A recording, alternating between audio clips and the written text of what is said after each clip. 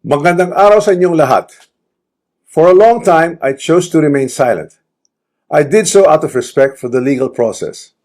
I did so because I did not want to add more noise to an already divisive issue. I did so because I believed that if I cooperated fully, submitted myself to the proper authorities, and answered every question asked of me, the truth would eventually speak for itself. But there comes a point when silence is no longer prudence. My silence has been abused and weaponized to build a narrative that is false, twisted, and unfair. So let me be clear. I will not keep quiet anymore. I will face this head on, and I will speak with facts because the truth deserves to be heard. Today, I am taking this opportunity to speak directly to the Filipino people. From the start of this controversy, I have been cooperative. I personally appeared before the proper authorities. I voluntarily submitted my affidavit to the ICI. I provided the information and documents asked of me. I did not hide. I did not run. I did not evade scrutiny. I faced it head on within the proper channel because I know there is no evidence that proves I committed plunder, conspiracy to commit plunder, or any similar offense that the Ombudsman may be contemplating against me. And because I have nothing to hide, I am today authorizing the immediate public release of the affidavit I submitted, together with all supporting information so that the Filipino people can judge for themselves who has been transparent and who is simply being politically targeted. Now let us address the most absurd accusation of all, that I am supposedly the mastermind of this corruption scheme. How can I be the mastermind? I was the former Speaker of the House of Representatives, but the House of Representatives is only one part of the branch of government, the legislature. The national budget is not conceived, executed, implemented, bidded out, supervised, and completed by one congressman or even by Congress alone, and certainly not by the Speaker of the House. I want to make this simple and clear. The national budget does not depend on just one person. The budget does not begin in the House. It begins in the executive. The agencies and departments prepare their proposals. The executive consolidates them into the National Expenditure Program, and that program is then submitted to Congress. From there, the House deliberates, but the House is not one person, and it is certainly not the Speaker alone. It is a collegial body made up of hundreds of members, multiple committees, vice chairs, and institutional processes. In fact, there are around 85 committees, each with its own jurisdiction, leadership, and members. No speaker can personally control every committee, much less direct the actions of other branches or government agencies. And in the Appropriations Committee itself, there are already more than 100 members, with many vice chairs, and Representative Toby Tiangco, who has been very vocal and upfront on this issue over the past months, was himself a vice chair of the Appropriations Committee in the previous Congress. So I have to ask, if there were real concerns about irregularities in the budget process, why were these not formally raised during the deliberations, or even during the plenary? The budget deliberation does not stop in the House. The Senate also conducts its own deliberations, reviews its own version, and plays its own role in shaping the final budget, and it is not a bystander. It is an active constitutional participant in this process. After that, the House and the Senate reconcile their versions in the bicameral conference committee. Only then is the final bill transmitted to the President for approval or veto. So let us be honest about what becomes law. The national budget is not the act of one person or one chamber. It is the product of a constitutional chain involving the executive, the House, and the Senate. This is something I want the public to understand. The budget process is collective, multi-layered, and shared. Accountability must apply to everyone involved, not selectively assigned after the fact, and certainly not when it becomes politically useful. If corruption were to occur in a magnitude made known to us over the past months, then it's clear that the real corruption does not happen at the level of the general legislative approval alone. It happens at the level of execution of the General Appropriations Act. It happens when projects are implemented. It happens where projects are actually implemented, where procurement is undertaken, where monetary disbursements are actually made.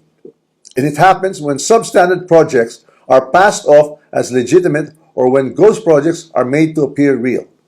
That is why command responsibility is far more logically relevant in the executive branch, where there is actually supervision, operational control, and implementation on the ground, than in the collegial legislative body, where constitutional role is deliberation and appropriation. Congress does not build flood control projects. Congress does not conduct procurement. Congress does not inspect whether a project was actually completed. Congress does not certify whether the work done was substandard or not. So if the allegation is that there was a systemic corruption in flood control implementation, then the public should ask the obvious question: where does implementation actually happen? Definitely not in the session hall of the House of Representatives. Here's the simplest way to test that theory that I am the mastermind of this scheme. If I were truly involved in a fraudulent scheme of this nature, then the first place one would expect to see that pattern would be in my own district, in the projects most easily associated with me. You would have seen it in Tacloban, but I say this with absolute certainty. You won't see it in my district. My district has 0 ghost and 0 substandard flood control projects. 0. And that is verifiable. To prove this point, I'm authorizing my staff to share and release to the public the list of all the projects in my district that the authorities may deem attributable to me. Let the public scrutinize and verify for themselves. As I already mentioned, corruption of this scale is not a one-man operation. It requires 2 things: budget decisions and implementation on the ground. With respect to how the budget was deliberated in Congress, let me say this categorically. I was not a part of the BICAM and the small committee budget deliberations. Yes, I was updated on the general outcomes of the deliberations, but I had no visibility with regard to the specific details of the discussions, including particular amendments or insertions approved during these closed-door deliberations. Records would show that I did not participate in those meetings and I was not privy to what exactly transpired during the deliberations. However, 2 people were instrumental in making those budget decisions: Chis Escudero and Zaldico. And once the budget becomes law, the work of implementing flood control projects, or any project for that matter, is solely within the purview of the executive, including the DPWH, certainly not by legislators.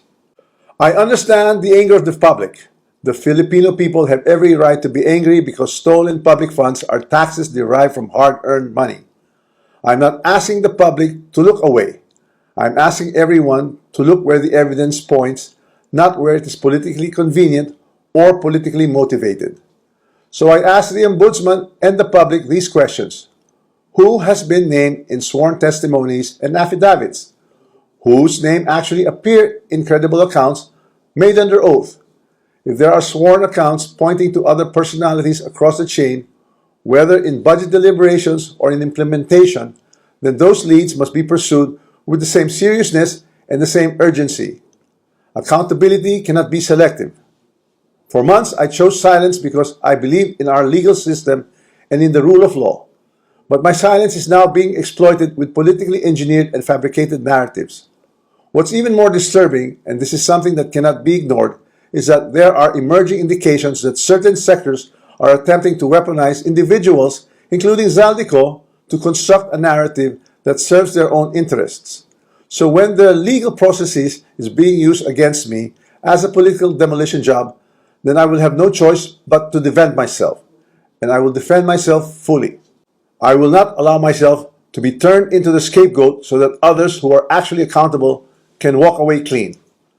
If this is a political play to push me out and close the story, tarnishing my name and my reputation, then I'm telling everyone now, I will not go quietly and I will not go alone.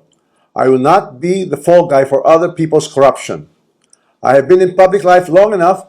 I have seen enough. I have heard enough. I know many things about this current administration and past administrations as well. And I say this carefully. If this matter is to be handled as a legal issue, then let it be handled legally, soberly, and according to evidence.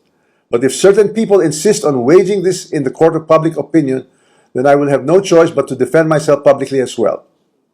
To the Ombudsman, I say this with full respect. If your office truly believes in justice, then follow the sworn statements, follow the records, and follow the evidence all the way. Do not stop where it is politically convenient. Do not settle for the easiest headline. Do not confuse public pressure with prosecutorial duty. What I ask of the Office of the Ombudsman is simple. Follow the rule of law and due process. This is a serious matter, and it should be handled with seriousness, not with haste, theatrics, or shortcuts. I am ready and willing to respond to every allegation in the proper forum, through the proper pleadings, motions, and submissions that the law allows. And to those who think they can throw me under the bus to save themselves, this is what I have to say to you. I am ready to defend my name. My silence should not be mistaken for weakness, ignorance, or fear. I know enough to defend myself, and if I am forced to do so in public, I will. Maraming salamat po.